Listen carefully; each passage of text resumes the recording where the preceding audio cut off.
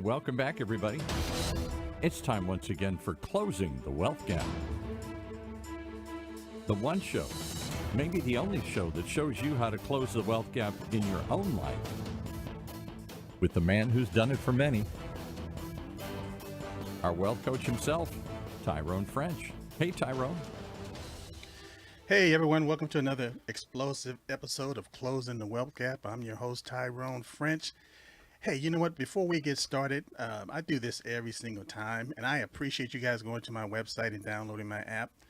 But I'm going to continue to do it out of habit or sometimes out of necessity. But I want you to go to my website, www.tyronefrench.com, download my free app. A lot of people, they found my financial planning guide. This financial planning guide, like if you go to a professional, let's say if you go to a certified financial planner or a chartered financial consultant, a lot of times they'll charge in excess of $1,500 for a financial plan. Well, guess what? You can find a variation of that same financial plan free on my website.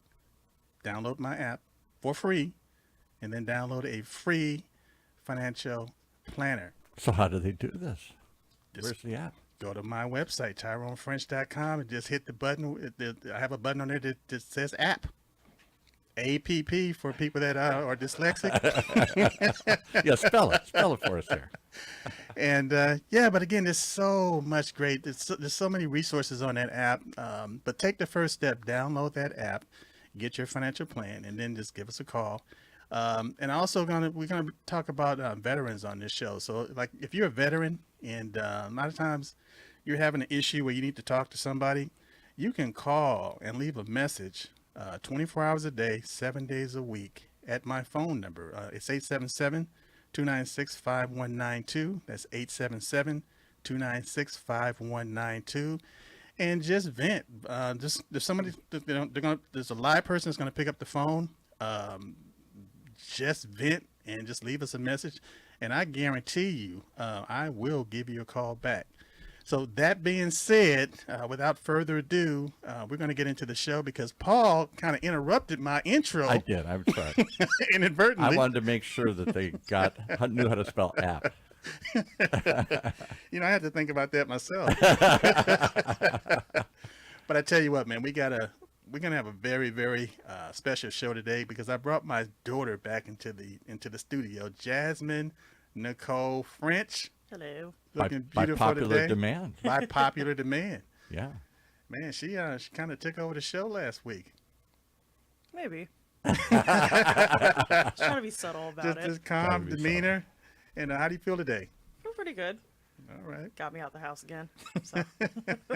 She's getting ready to go to Guam. That's what I heard the last time. Who goes to Guam? I don't even know where Guam is. I got to look it up on a globe or something. Yeah, she said, this girl. Yep.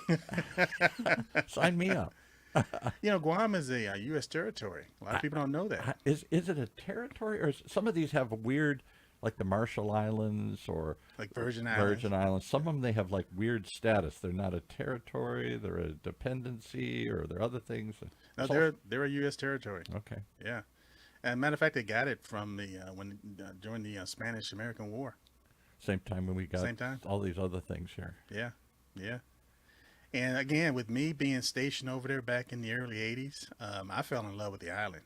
I mean, just right off the bat, it's beautiful. The same way that a lot of people in the United States look at Hawaii. Right. That's how a lot of people from Japan and the Philippines in that region, that's how they look at Guam. It's a resort. It's a resort island. That's where they get away. And it's duty free. So the same Cartier or what's the name of the bags a lot of women like? Jasmine Coach. knows all these things. Not just Coach, but what the other high Louis end? Vuitton, Gucci, Yeah. Chanel bags. All of those stores are over there. Yep. On Guam. Yeah, they call it Hotel Island. Oh no, Hotel Row. Hotel Row. Yeah. So that's where she's going to be, just hanging out with her Gucci bag over in Guam here. I prefer Coach. Oh, wow. Oh, okay. Yeah, hey, look at the hat. Oh, there you go. Coach, yeah. I never thought of that. Yeah, I programmed her I never young. thought of that. Yeah. Programmed her young. I remember the first time, Jasmine, correct me if I'm wrong, but the first time we went to the Coach store, I had bought this BMW, beautiful white BMW, and went to get it on the highway. and we ended up going to this Coach. What do you call those retail stores? The outlet. Yeah, the outlet. I think it was Citadel, right? Citadel. Yep. Yeah. There you go. And she went into that store, Paul, and she looked like a crackhead. My goodness. I was like, You could have said a kid in a candy store. A cracker. That's a pretty harsh one. You act like I walked in scratching my neck. she started scratching, like, Was she sweating? She was like yeah. salivating. I gotta have this. I need it. And she's been hooked on Coach ever since. I mean, they're good quality bags. I mean, I've had one of my first bags from when I was like, I think 18. Yeah. Like one of my first big purchases. It was like a little clutch bag, and I still have it to this day. Like I'll use it for like small like venues that don't have like big or are against big bag policies and stuff. Yeah. So it's super handy, and it still like holds up. So, Well, I tell you, we went to the naval station, North Island, no. and went to the exchange. And Paul, guess what? They had a whole section of guess what? Coach bags. A naval station in San Diego? I'm telling you, the Navy Exchange, they got it going on. Man. They got it going on. So she walked in that Coach section, and it was like deja vu. The scratching, the sweat, the perspiration. Eyes got big. Every time we go, I always make a Pupils beeline. for it. dilated. So needless to say, she loves Coach. So she's gonna be in heaven when she goes to Guam. Oh, absolutely. Absolutely. Well, I said sometimes she's got to call us from Guam. Give us the report.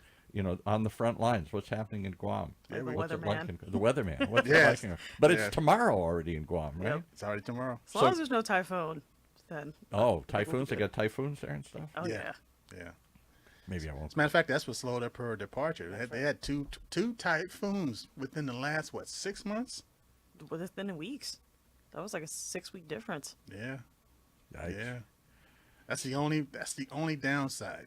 It's tropical storms and typhoons. So, is she going to give us a closing the wealth gap Gen Z perspective today? Here is that the whole title of the show? Well, I tell you what, Paul, you reading my type, my Much as we could talk about Guam all day. I'm gonna go ahead and I'm gonna mute your mic, man, so we can have a That's conversation. right. I'll let you go. So, Jasmine, Yes. give us your Gen Z's perspective on closing the wealth gap. You see how that got this this echo in the room? Yeah. I mean, my generation has it a lot different from yours.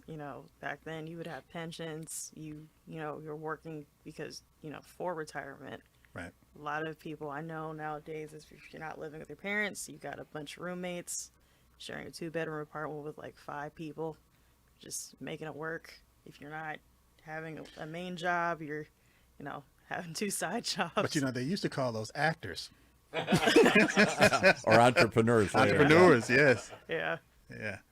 So yeah, but again, a lot of people, they're leaving home a lot later. Yeah. A lot later, and like you said, they got rid of the the traditional pension because they ushered in what was called the 401k. Yep. And the 401k was never designed to replace the pension, but companies realized that they could save money by offloading that to the individual, the employee, and lo and behold, what they found over years is that the average person only has about $27,000 in a 401k for retirement.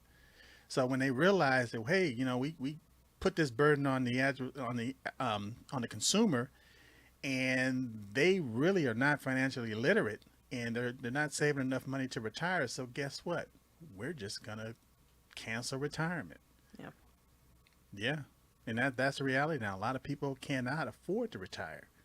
And Paul, we had that conversation earlier about people not being able to retire, and I said, well, there is a subset that's doing extremely well in retirement, and that's veterans. So that was what shocked me. Your last show, he your guest Rick, what's his name? Rick Rick Putman. He calls himself happily retired, and I know that he does it to be funny, but how many people are going to be happily retired? I'm not sure we are all going to be able to retire.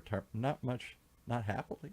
That's another thing about the military. It's a great, I call it a cheat sheet, because again, think about it. You go into the military, and the military creates veterans. I mean, that's just what they do. They create veterans. I guess. Okay. And so the average person, when you're younger, you're not thinking about compounding interest. and taking a small amount and actually having it to double. I mean, like let's say if you got a 10% interest rate, Right. if you take the rule of 72 and divide it by the interest rate, it's going to tell you how long it's going to take for that money to double. When you're in the military, the standard retirement is like 20 years. So you can go in at 18, 19 years old and you're retired at 38. Yeah. Right. 38, 39 years old. So guess what? If you do it right, do it correctly, use that TSP, the thrift savings plan, all that money that's going into that plan is compounding because you're using the S&P 500. So it has an opportunity to compound 3 times before you even retire. So now you got that money that you saved in your own retirement plan. Again, you're not dealing with just $27,000. Yeah. You're dealing with a nice nest egg. Also, you're going to get your retirement pay. And after you've done, and sometimes people retire after 20 years, but once you got the TSP, you got the retirement, but then you're dealing with VA compensation based on disabilities, which is a whole nother avenue.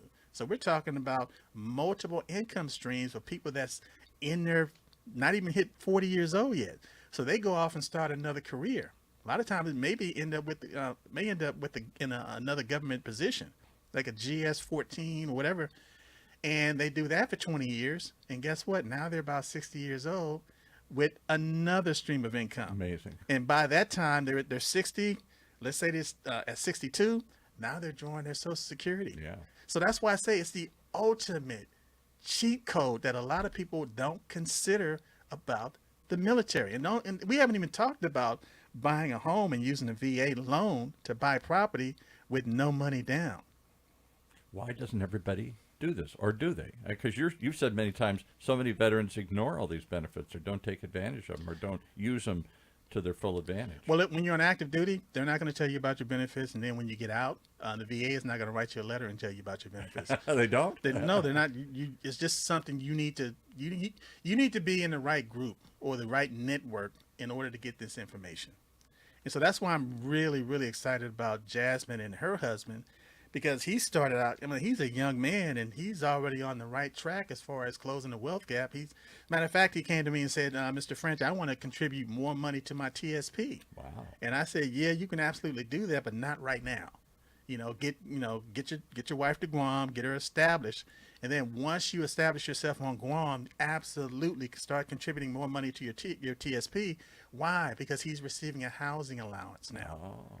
He's receiving overseas benefits and things like that. So his paycheck You get is more gonna for be, going overseas? Exactly. You get Exactly. You get more money. More money. Even when you go out to sea, you got, the sea duty and depending on what you're doing is hazardous duty pay. And guess what? A lot of those incentives, they're tax free. Jeez. And again, you don't have the other responsibilities that a lot of civilians have with housing costs, healthcare costs, food. Yeah. So all of that money is accumulating in your TSP. And guess what? The military will actually do a match on your TSP. What? Yes. So why aren't veterans coming out loaded? Why aren't they coming out? Because they just don't have the information, Paul. There's nobody's going to sit them down and tell them. As a matter of fact, they have what's called a TAP, where before they get out of the military, they go through this transition program, and they only talk about veterans issues or budgeting and saving, and it's like a couple of hours, And because you're again they're transition and then they're out.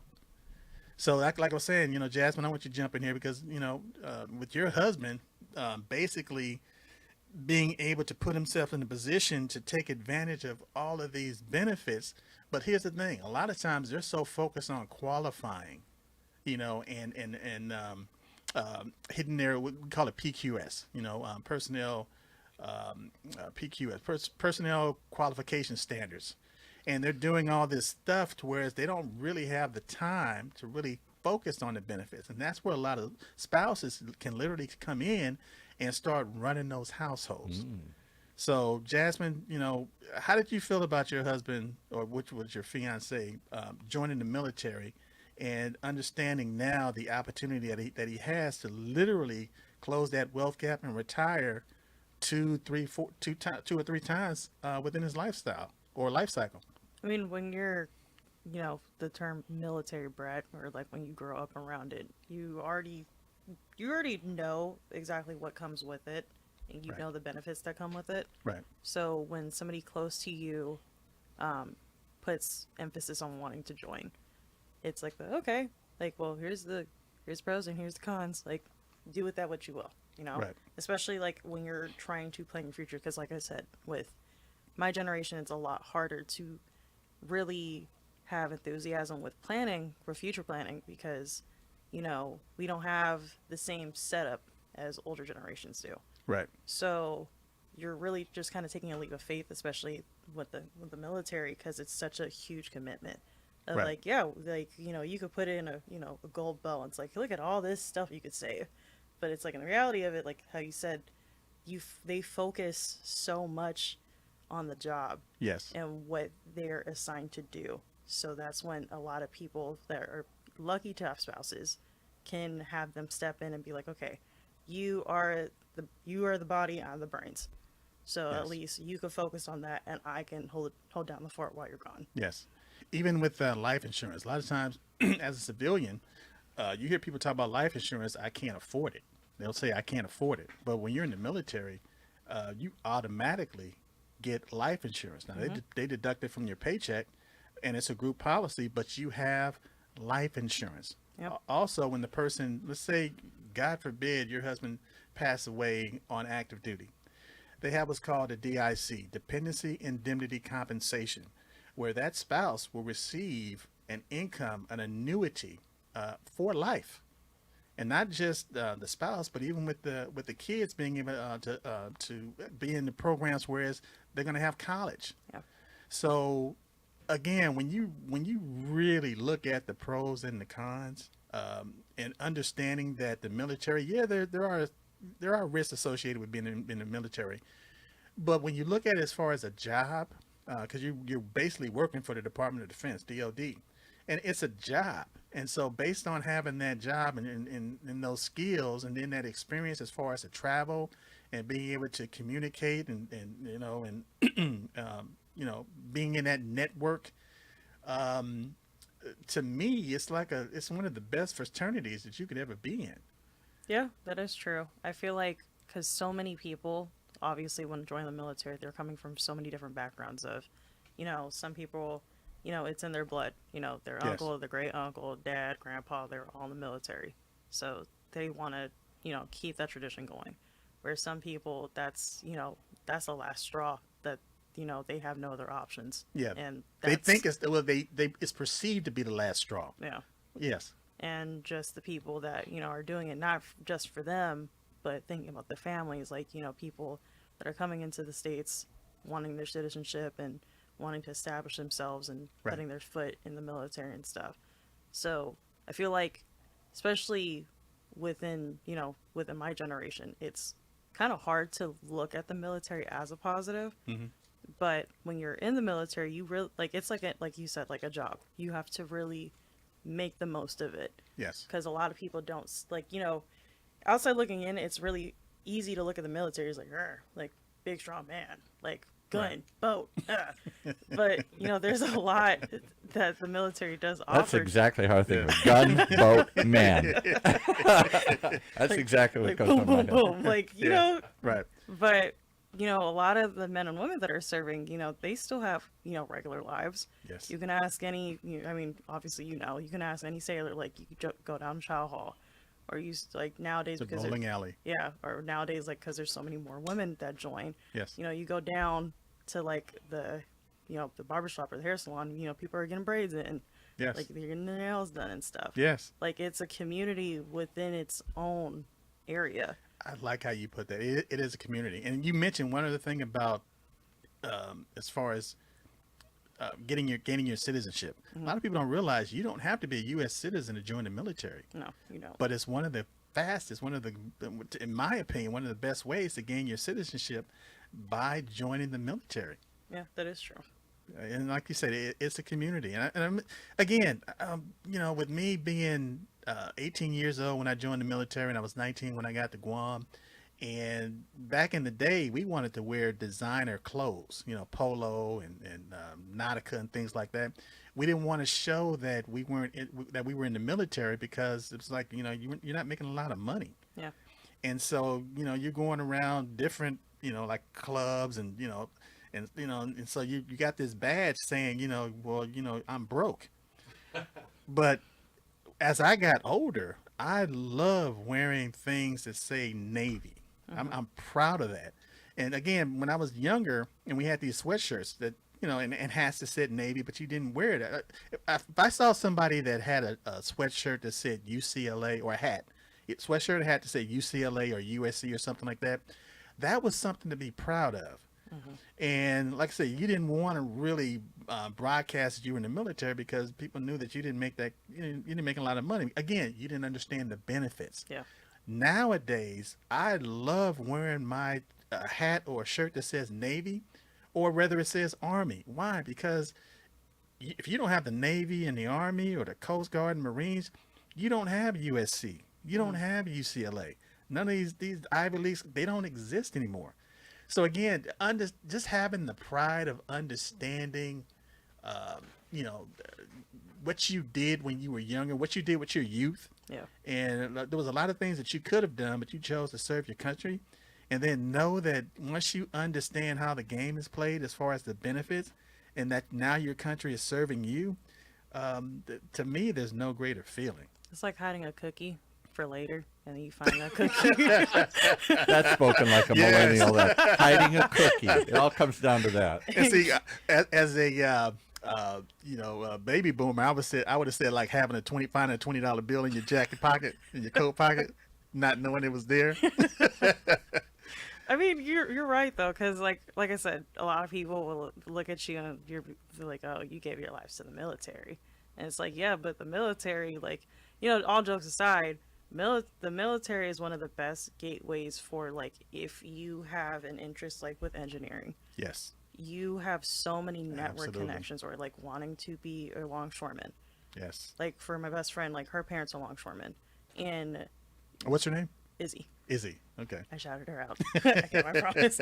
But Izzy short for Isabella. Isabella. Okay. Everybody calls her Bella, but I call her Izzy because I'm special. But for longshoremen, especially for the union, it's a very hard career to get into. Yes, it is. Because of the fact that, like, you have to know a longshoreman, you have to wait for them to even have openings, and typically it goes by seniority and everything. Right. When you're in the military, typically contracts are already given to the military, or like if they're a subgroup that has worked with the military or with veterans, they'll typically try to contract them. Yes. Because of the fact that their foot is already in the door compared to a lot of civilians. Yes. Or like with firefighters and stuff. A lot of veterans, especially the younger ones around like within their 30s and stuff, that get out a little earlier, that want to go into firefighting, because a lot of people probably don't know, but a lot of sailors have to do firefighter training. Yes. Because especially when you're out on the sea and stuff, you need to know how to handle like oil spills, oil fires, like anything like that. Yeah, everybody's a firefighter. Yeah, Absolutely. so you already know what you're doing going into that job. So when you're transitioning from civilian, from military to civilian life, it's an easier transition. Yes. So, like I said, like the military has such a good network for helping those sailors or those military members that know what they're getting into, to help them transition into civilian life. Yeah, and that's why I said it. To me, it's one of the best fraternities on the planet. But again, you have to be plugged in, Yeah. and to be able to get that information. And that's where a lot of veterans fall through the crack, because they just unplug, and they don't have, even though the resources are there, they're available, they don't utilize those resources. So Paul, what do you think about the conversation so far? I'm learning. I didn't know that you could join if you weren't a citizen. I assumed everybody had to be a citizen. And I don't think people understand, I still don't understand the benefits. Just what you said, most people I know, and I didn't know many that went in the service, it was either a calling, the family or whatever, something, there was something pulling them there, or it's this or I go to jail. Right. I'm out of options here. I mean, I've known people like that. Yes. That was it. This is your last. The judge says you're either going in the service or I'm throwing you in jail. Exactly. And so it came one extreme or the other there. I don't think they sell it or explain it as a job. they sell it as a career, as a commitment to something else, or a way to rescue you or something here. But they don't sell. I never think of it as a job. I mean, do you get to go home at the end of the day? Well, actually, a long time ago, there was a commercial. It's more than a job; it's an adventure. The Yeah. Navy is more than a job; it's an adventure. Right. And so it's almost like see the world, Right. you know. And That too, again, yeah. and again, don't get me wrong, I love being in Japan and partying in Tokyo and being in Perth, Australia, and just Singapore was the cleanest city I'd ever seen in my life. Beautiful, say, yeah. beautiful. Waking up in the Philippines and just driving down to the flight line. I used to enjoy going to work just to drive down to the flight line in the Philippines. I mean, it was just. But did you think of it? I mean, do you go? You don't go home at night, do you? Well, you go back to the barracks. Well, if you're a younger enlisted person, you go back to the barracks. Right. And again, which is just like a frat house. But it's her husband. Then they're going to live in a house. And They have housing. Yeah, when you're married, you have a company. You have a spouse. They give you accommodations based on housing. So it used to be a time you would live on the base. Now they're more accommodating to whereas you can live outside of the base. So, matter of fact, that's a perfect segue because now you're on your way to Guam and you're going to meet your husband. Matter of fact, give a shout out to your husband. What's his name? Anthony Velasco. Anthony Velasco. Anthony Velasco. Yes. And what is this rank? He Yeah. is an MR. Whatever that is. Two. MR is machine repairist. Okay. So he's an engineer. Yeah, and he's just started, so he's an E2. Yeah. And what ship is he on? He is on the USS Emory S. Land. Emory S. Land. What kind of ship is that? Is it a That's a destroyer or carrier or something? I don't know what it is. It's a submarine tender. Submarine tender. They take care of the subs. Okay. Yes. Yes. And so what's the designation, the number? AS 39. AS 39. Yes. Okay. Now, and that's a strange name. Well, I shouldn't say strange, but Unusual How did name. how did that name? What about the name of the ship? It's named after an admiral. An admiral. Yep. Did he Okay. die or did he get combat or something? Well, typically, a lot of the ships are named after like really important people that have done something for the Yeah, military. fought a battle or won a battle or something. Yeah. Yeah, so him specifically, he helped design a lot of the architecture for a lot of their submarines. Wow. So, boom, there you go. Name on the plate. Actually, Paul, a lot of people don't realize this, but I have a relative that was a war hero. Really? Yeah, he was a sailor, and he saved a lot of people. Matter of fact, he was ended up stationed in San Diego. Back in the day, if you were African American, jobs were limited. So he worked as a cook, a steward on the mess deck. Yeah. But he knew how to swim. He was a powerful swimmer. He saved a lot of people. Wow. As a matter of fact, in San Diego, down at the naval base, they have he had these schools like for swimmers, like SAR and stuff like that. But they actually named the pool after him. His See? name is Charles French. There you and go. yeah, they're actually getting ready to name a destroyer after him. They're going to name a destroyer after him? That's Yes. a pretty big honor. Yes, it is. Wow. It is. So again, Navy is it's in our blood. It's part of our family tradition. So It's our that's the heritage. question I wanted to ask your daughter is when she's growing up, because you were on different assignments, so she was a Navy brat. She was moving around with you to different places? Well, actually, no. By the time Jasmine was born, I was in the Army. Yeah. But I tell you what, That's another story. That's another story. Let me digress a little bit. I want to stick with my son-in-law, Anthony, and because again, he's on this ship right now, and you said the name of it was the Emory S. Land. Land. Yeah. Okay. How is he adjusting? How's he doing? I mean, from the last podcast, Anthony is 6'4", and he has a powerlifter build. Yes. So you can visualize. And has he ever been out to sea? Has he ever been on a boat? He's been on a boat before, yeah. So he loves to fish. Like, he is a very much a hands-on kind of guy. Yeah. Like, and when it comes to marine life and stuff, if you ask him about like any kind of like animal or fish or whatnot, he just has so many facts about Yeah. him. Hey, hold on, Paul. So how is he adjusting to Guam life? Guam life, he loves it. It's, when you get your orders, especially, you have, they tell you have options, but really it's just like, oh, well, we need people over here. Right. So, especially for a specific job, it's such a small rate where it's kind of a dime a dozen. It's specialized. Yeah. Yeah. So, specifically what an MR is, it's like, let's say you were trying to build a shelf from IKEA. and you are missing like a specific bolt, Yes. you typically will just drive to IKEA and buy the bolt, right? Right. MRs will physically make that bolt Oh, For wow. that submarine. for that. Yeah, Yeah. they'll, yeah, Yeah. basically.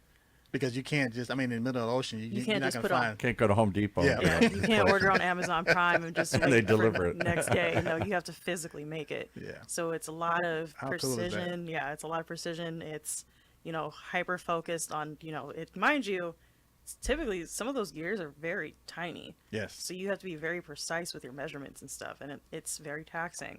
But it's a very much needed rate in the military Yes. because that's, you know, if something breaks on the ship, you need people that can actually fix So that. when your Absolutely. daughter's growing up, this is what I was getting at. Did she ever think she was going to marry a guy in the military? Or was that the last? That's the last thing I'm going to do, buddy. I have my suspicions. Well, I tell you what, though, I'm honored and flattered that she did Yeah. decide to marry somebody. You know, as far as the military and the discipline and the background, and like I said, they're starting out on an even keel. And so life is really what you do. It's what you make it. But the military, it gives you all the tools that you need to succeed if you want to, if Yeah. you want to utilize those tools. And like I said, my son-in-law, I love him to death, great guy. And like I said, he's in Guam right now. He's on his ship.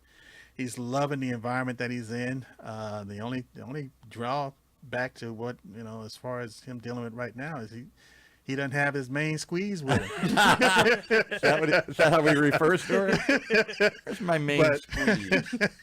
I'm dating myself by saying Yeah, that. you are. But he's looking forward to Jasmine coming over there, and they're going to start looking for. It's funny because we were talking about different villages. You know, they don't have communities, but they call them villages that she can actually live in. And you know, when I was dating my wife on Guam, we were they had this hotel over there in Agate. It was called Inn on the Bay, and it's just funny that you know. I'm talking to my daughter now, and we're talking about, because I used to live in Talafofo, and so they're looking in home. Talahu? What? Telephone. Talafofo, beautiful area, man, and you know, and just be having those conversations where you know you can live in Talafofo or Agate or Yigo, and just you know, it's just like I said, it's just coming full circle. That's what's unbelievable, amazing, because many people would run from that life if they've seen it, or maybe they embrace it because they've seen it. I don't know. Apparently, it didn't scare her.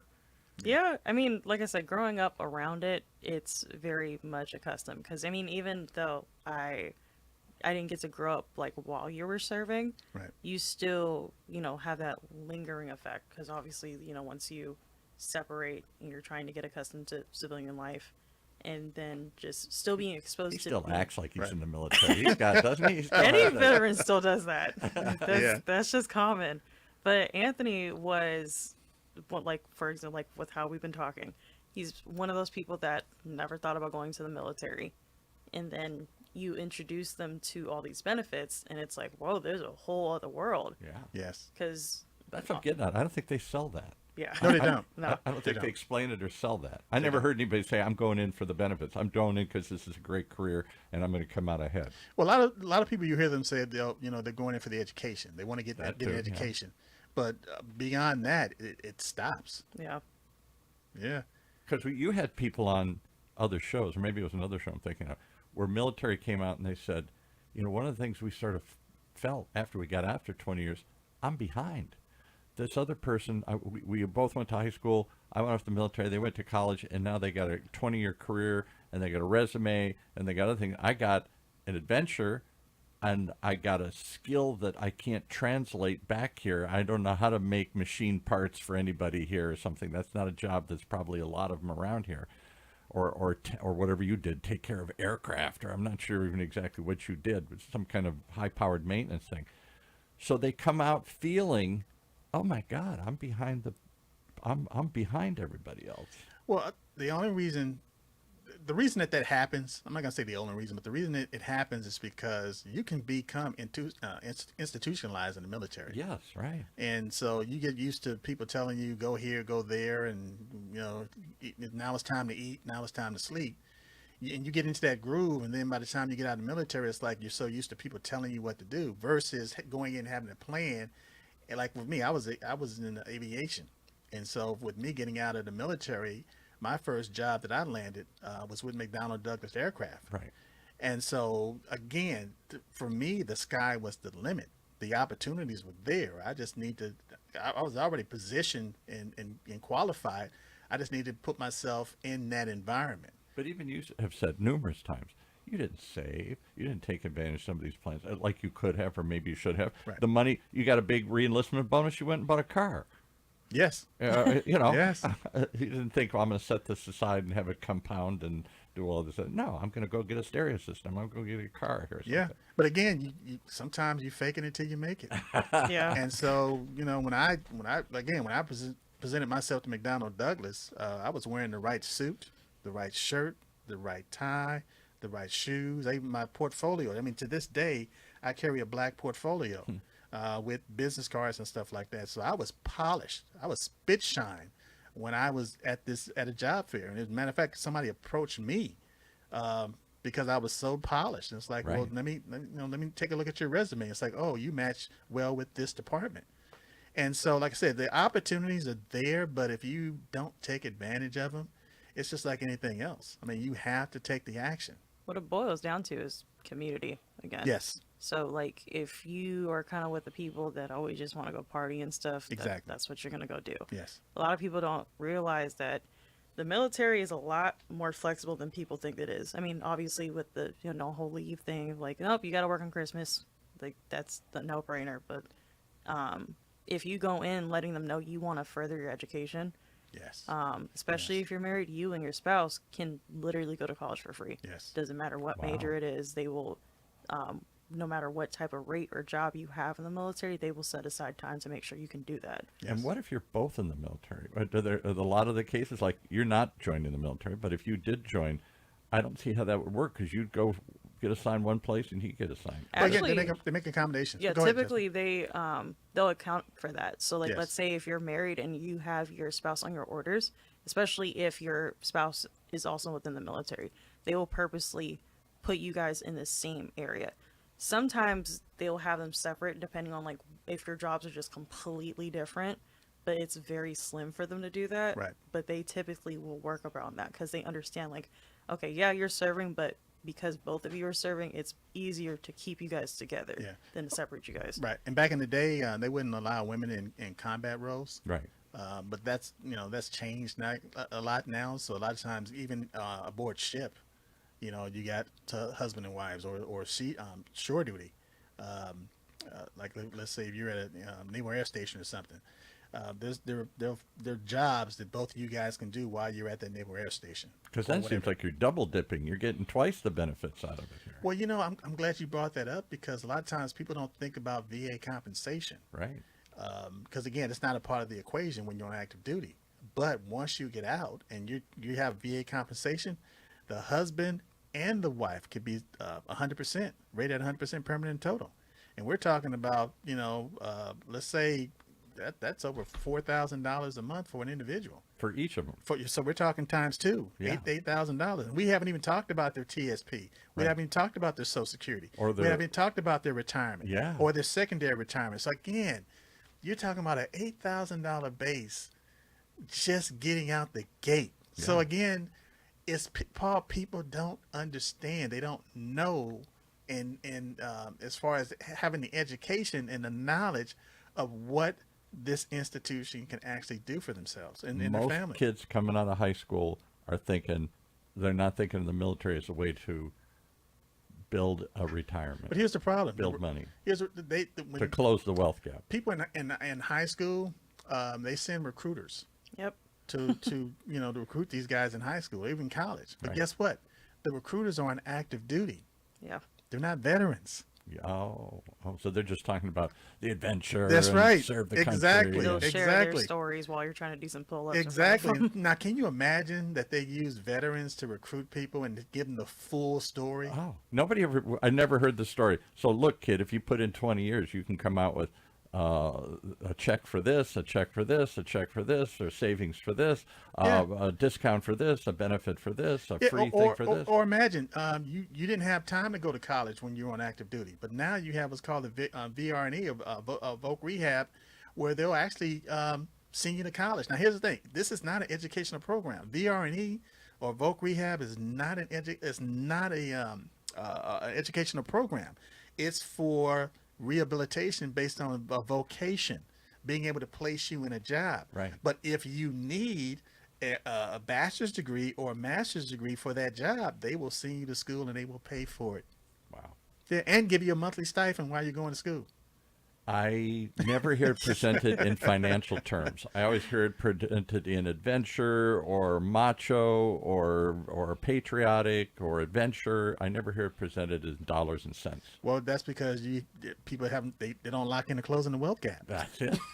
I mean, but that's why it's so important to have people like you, what you do, because you're literally giving a gateway to, again, to a generation that basically, essentially, we watched everybody go up the ladder, and then when we try to go up the ladder, it's like, nope, go ahead. Pulled the ladder Yeah. behind you. Yeah. Like, you're not allowed to touch that. Wow. So, like, you're physically, especially when it comes to that community, you're giving them that ladder. Well, I appreciate you saying that, especially before I gave you your allowance. It's okay. I'm hoping for an extra $20. $20. Wow. That much? But again, I love what I do. And they say, if you love what you do, you never work another day in your life. And so for me, it's like I have this saying, I love what I do and I do what I love. And every day is just, it's an opportunity to help people and not just help that individual, but I have a saying, each one teach one. Once you get on board, once you get on that path, then help somebody else. Like in the military, you got this thing called a battle buddy. And so you're looking out for each other, especially if you're out on leave and stuff like that. There's somebody that's watching your six or somebody that's watching your back. Why not do this with finance? You understand this information now. Now teach your battle buddy, teach somebody within your network so that, like you said, it's a community. Mm-hmm. And, instead of just going out and drinking all the time or getting in trouble, take that time and don't waste it, capitalize on it. Take advantage of it. Yeah. That's the message for today. How do they find you if they want to get some coaching, some advice here? Well, again, even if they need a battle buddy. Even if you're on Diego Garcia right now, Diego Garcia, way out there, way out in the ocean, just text Tyrone French at 36260 or www.tyronefrench.com. You can Google me, just Google Tyrone French or Google Tyrone French and Associates. Matter of fact, if you use AI, ask AI about Tyrone French or Tyrone French and Associates. Those robots know you're here? Yeah. I'm plugged in, buddy. I guess so. I was shocked when I asked AI about Tyrone French. It's like he's the man. He's the man. Well, because so few people are, just what your daughter said, nobody's talking about it from this perspective. They're not talking about it as wealth accumulation. They're not talking about it as career building. They're not talking about it as dollars and cents. Right. They're talking about it for other reasons. And here's the thing, though. Neither did I until I understood the advantages and the benefits. Right. So we'll come back and we'll talk about more because it sounds like a powerful way to close. Can you imagine coming out of 62, anybody listening, particularly if your spouse was in there too, and you're each getting $4 or $5 grand, maybe just from your, what do you call it, disability rating? Yeah, disability. And then you're still getting a pension. Yes. And you're still getting Social Security. And you're still getting whatever money you save from your TSP and retirement. You could be making a lot of money. You become a millionaire before the money manifests. Yeah. You start with the idea and you start with the goal. Right. And you see yourself as a millionaire. A lot of veterans or people on active duty military and veterans, they don't see themselves as millionaires. But guess what? That's what they are. No, and instead we hear the opposite. Nobody has put the dots together for them. Instead, we hear constantly the story they come out, and because of their stress and PTSD and stuff, can't get a job, can't fit in, and they end up homeless. They end up broke. You've talked about how many of these guys and girls come out broke. Yes. Yes. Or quickly go broke because they don't know how to manage the money and do things. And you're saying, but if they had planned it and utilized what was there, they could have come out ahead, not behind. Way Well, again, ahead. you know what? You mentioned PTSD. Yeah, I have PTSD. There are times when life is kicking me in the butt. You know, but I have this career, I have this background, I have this knowledge, Right. and for me to share this knowledge and help my brothers and sisters that's in the military, it's therapeutic for me. Yeah. Yeah, it's There you it's go. therapeutic. So Well, we appreciate you coming in, and we look forward to hearing more. When do you ship out to Guam? When do you go? To be determined. To be determined. So we might see you again? Okay. Hopefully not. Not anytime soon. Oh, well, okay. I'll give you guys a call, but yeah, we're expecting her ticket any day now. yeah. Okay. But we will do another show while she's on Guam. Yep. I think that would be cool. Tell us what you're seeing on the ground there. Yeah, From exactly. ground zero. Ground zero. Exactly. Well, again, Paul, thank you for this show. I've had a great time. Jasmine, thank you for being here. Thank you for having This is me. one you're going to listen to years from now. Exactly. All right. Exactly. Thanks so much. Thank you. That's our show for this week. Closing the Wealth Gap. The one show, the only show that shows you how to take control of your financial future. Right here in Orange County's only community radio station, OC Talk Radio.